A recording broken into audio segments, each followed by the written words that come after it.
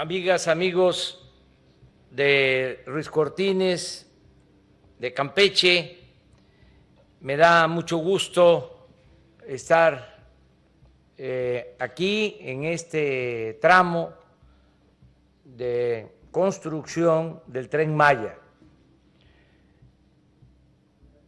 Es importante recordar que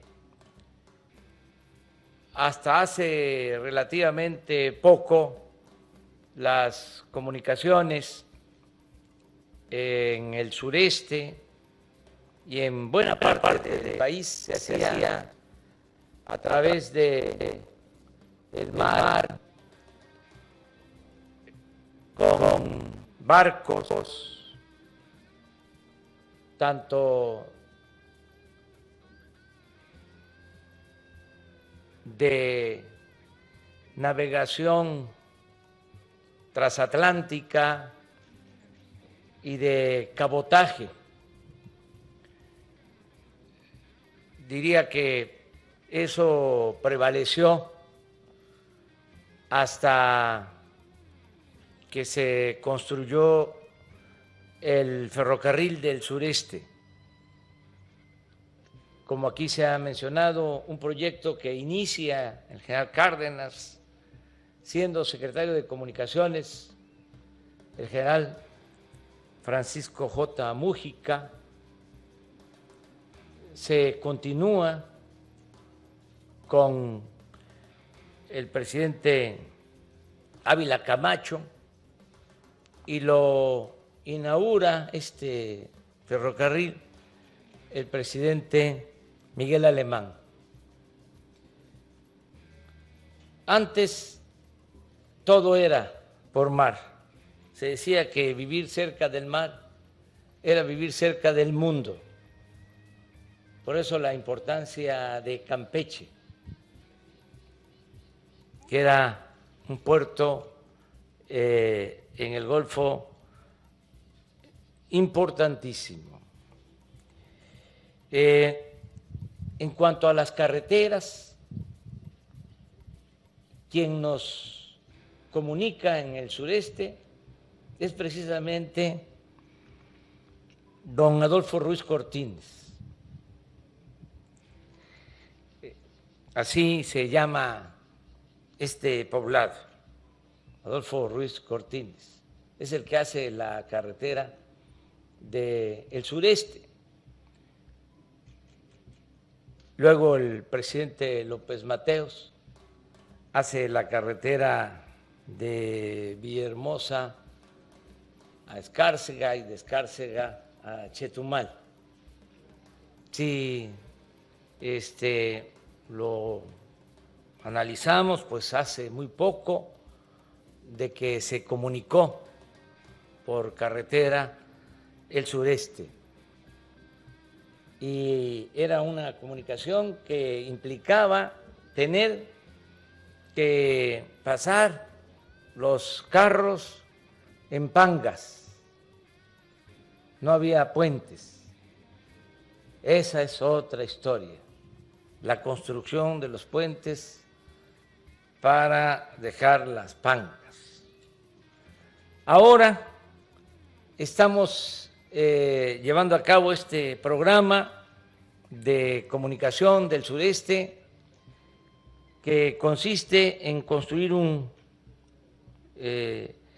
medio de comunicación, vías férreas para trenes modernos que se puedan desplazar a más velocidad. Es un gran proyecto, sobre todo porque va a rescatar y a exaltar la gran riqueza cultural del sureste.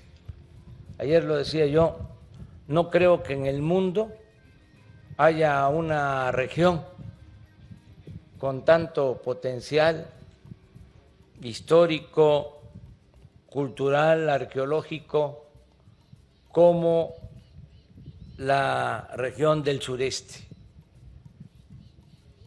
no hay en ninguna parte sitios arqueológicos como Palenque, como aquí donde estamos, Ezná. Quien conoce la zona arqueológica de Ezná, pues se siente fortalecido hasta en lo espiritual. Es una zona arqueológica bellísima. En el tramo que va a recorrer el tren está también Uxmal, Chichén Itzá, Tulum, desde luego esa maravilla de arquitectura, de arte que es Calakmul. Entonces, el que puedan visitar los turistas que llegan solo por el mar y por el sol a Cancún, que puedan tener la opción de conocer toda esta región de nuestro país, es algo grandioso, extraordinario, espléndido. Eso es lo más importante de todo. No olvidemos también que muchos países viven del turismo, sobre todo en Europa, y nosotros tenemos mucho que ofrecer, mucho que exponer al mundo, porque somos herederos de grandes civilizaciones, de grandes culturas.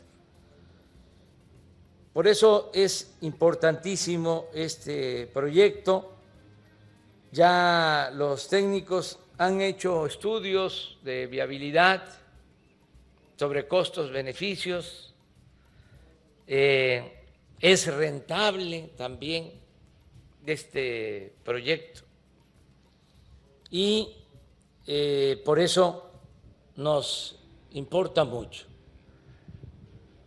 En el corto plazo, dadas las circunstancias, por la crisis que precipitó la pandemia, la crisis económica, pues significa crear empleos, que eso es fundamental en estos tiempos. Y ya se están creando miles de empleos con esta obra del Tren Maya. Aquí quiero agradecer a el grupo Carso, que es la empresa constructora de este tramo, por estar cumpliendo con el programa. Lo que aquí nos informaban de que están trabajando en 8 tramos como este, indica de que vamos a avanzar y que no se nos va a demorar la obra, que tenemos que terminar en tiempo. Eso también lo decía yo ayer, es algo que debe de preocuparnos y ocuparnos, el que no nos gane el tiempo, porque esta obra tiene que estar terminada, el tren tiene que estar ya en funcionamiento en el 2023, que lo vamos a inaugurar. Todo el circuito, los 1.500 kilómetros. Ya pues se contrató el tramo 1, el 2, el 3, el 4, ya se tiene contratos desde Palenque hasta Cancún, por el lado del Golfo. Está por definirse el tramo de Cancún a Tulum y ya está también resuelto el tramo de Tulum, Chetumal, Espujil, del municipio de Calakmul a Escárcega. Esos dos tramos van a ser construidos por los ingenieros militares. Y ya los ingenieros militares están demostrando de que trabajan bien y con calidad. Ahí está el ejemplo de la construcción del aeropuerto Felipe Ángeles. No voy a dejar de mencionarlo. Si hubiésemos continuado con la construcción del aeropuerto de Texcoco, se estimaba de que se iban a necesitar 300,000 millones de pesos. Y se iba a terminar esa obra hasta el 2025. O sea, nos íbamos a pasar todo el sexenio construyendo con 300,000 millones de pesos. No voy a agregar otras cosas, pero baste decir que construir un aeropuerto en un lago, en la zona más baja del Valle de México, era, por decirlo menos, un contrasentido. Desde luego, se puede hacer un aeropuerto hasta en el mar. El asunto es el costo, y no solo el costo de construcción, el costo de mantenimiento de una obra así. En el caso de Texcoco, todos sabemos que constantemente hay hundimientos y se tenía que estar contemplando mantener el aeropuerto. Cuando se toma la decisión por voluntad del pueblo de no continuar con esa obra y hacer el aeropuerto de la Ciudad de México, el nuevo aeropuerto, en la base militar de Santa Lucía, le pedimos a los ingenieros militares que nos ayudaran, se hacen cargo de la obra, y de 300,000 millones va a costar esa obra 75,000 millones. Es decir, con la decisión que se tomó, nos estamos ahorrando por lo menos 225,000 millones de pesos. Y no solo eso, si se seguía la construcción del aeropuerto de Texcoco, había que cerrar el aeropuerto actual de la Ciudad de México y había que cerrar el aeropuerto de Santa Lucía. Se hablaba sin sustento de que si no se cerraban estos aeropuertos, incluso el de Santa Lucía, iba a haber interferencia en el espacio, interferencia aérea. Habían otros propósitos, la verdad. Estaban pensando nada más en el negocio particular, en el negocio privado, y a los servidores públicos los únicos negocios que deben de importarnos son los negocios públicos. Entonces, los ingenieros militares están a cargo de esa obra y vamos a inaugurar el nuevo aeropuerto el 21 de marzo del 22. Ya se lleva un avance pues de más del 30% en esa obra. Tan es así que el general secretario Luis Crescencio Sandoval González me ha informado que en febrero ya podemos inaugurar la pista militar y las instalaciones militares en ese aeropuerto, en febrero del año próximo, que está incluido en el complejo del aeropuerto Felipe Ángeles. Por eso no me preocupan esos 2 tramos de Tulum a Escárcega, porque sé que los vamos a terminar en tiempo y de conformidad con el presupuesto que se requiere, que se necesita. De modo que estamos seguros que vamos a poder inaugurar en el 23 el Tren Maya. Aquí en Campeche, pues como se ha dicho, el 40% de toda la construcción tiene que ver con el estado de Campeche.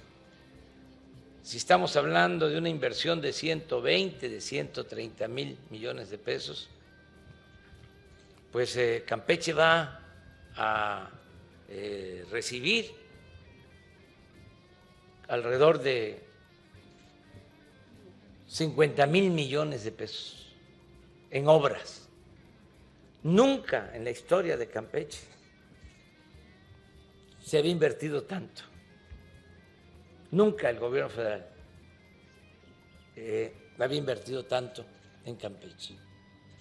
Desde luego es mucho lo que Campeche le ha dado a la nación. Imagínense, en 3 décadas, 30 años, Campeche, el principal productor de petróleo. Cantarell, el campo que está en el mar de Campeche, es de los campos históricos más importantes del mundo. Llegó a producir 2 millones de barriles diarios de petróleo. Todo eso aportó Campeche a la nación. No olvidemos que hasta hace 10 años el 40% del presupuesto nacional se integraba de los ingresos petroleros, 40%. Esto lo digo porque a veces, por celos, por sentimientos, hay reclamos fraternos en otras regiones del país, no del pueblo, porque la gente en el norte y en el centro está siendo atendida, igual que la gente del sur-sureste, sino de los que estaban acostumbrados, pues que todo iba para el centro y todo para el norte. Entonces dicen, es mucha la inversión en el sur-sureste. Hay que hacerles la cuenta de cuánto ha aportado a la nación el sur y el sureste, y que era una injusticia tener al sur y al sureste en el abandono